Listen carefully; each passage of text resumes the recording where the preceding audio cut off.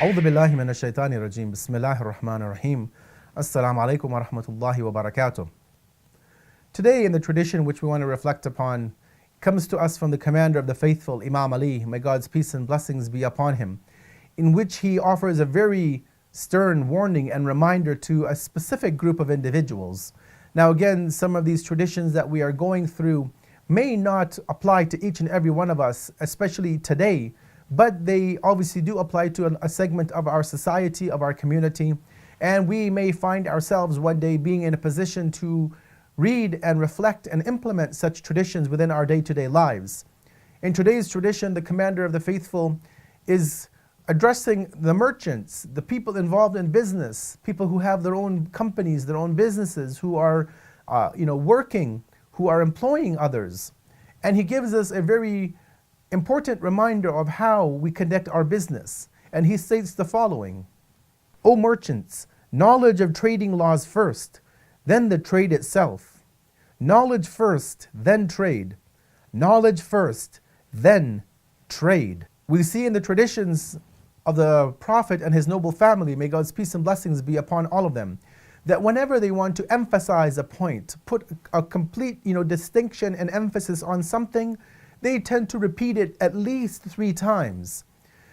This is obviously common in many languages, but we see this being done by the Prophet and his noble successors many times in the traditions. When it comes to a point that they want to drive home, they want to really drive across a point of importance to us, they emphasize it by repeating the statement 3 times, or multiple times for that matter. Here, the commander of the faithful is addressing the merchants, the business class, those who are running businesses, who are conducting trade, commerce, whatever have you. And he reminds us all that before you do anything, know the rules.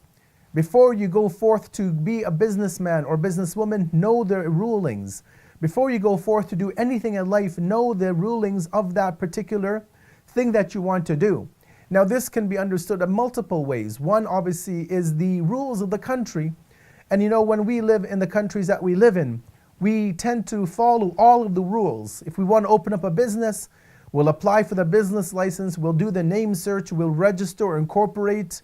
We'll do all of these things to ensure that our legal back is covered, that we don't get sued, that we don't get into any legal issues with the business that we are starting. And that's very important. We have to ensure that we follow the rules of the country that we're living in. We can't just go and break rules of the country because we don't agree with them. No, we have to follow the rules of the country that we are living in. But at the same time, we also have to realize that as Muslims, as followers of Islam, we also have religious rules that we have to follow. And so sometimes the rules of the country may give us the liberty to do certain things, but Islam as a religion, as our way of life, would prevent us, would disallow us from doing those certain things. Within the world, many business activities are permissible, are open, are okay to do. But within Islam, we know that certain transactions, certain businesses are forbidden, are not allowed to do. For example, engaging in the sale, distribution, promotion, anything to do with alcohol is completely prohibited within Islam. But within the secular societies that many of us live in, this is a very accepted and common practice. So before we go forth to do business, or even before we go forth to become, to take a career path, to choose what field of study we want to go into, we need to do our investigation to ensure that does the job or career which I will get at the end of my studies, will it be a permissible income? Will it be something permissible according to the rules of Islam?